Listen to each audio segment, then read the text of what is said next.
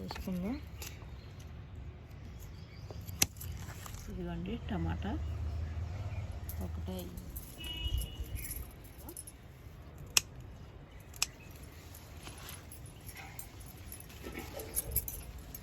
ఇది ఒకటండి.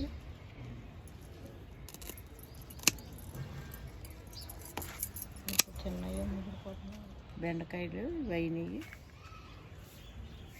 కోసుకోవచ్చు. ఇదిగోండి ఇది తెల్లకాయ,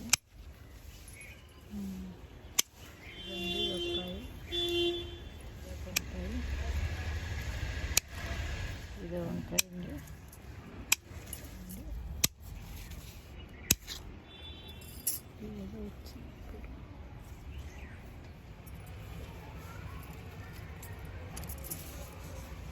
ఇదిగోండి ఇదొక వంకాయ,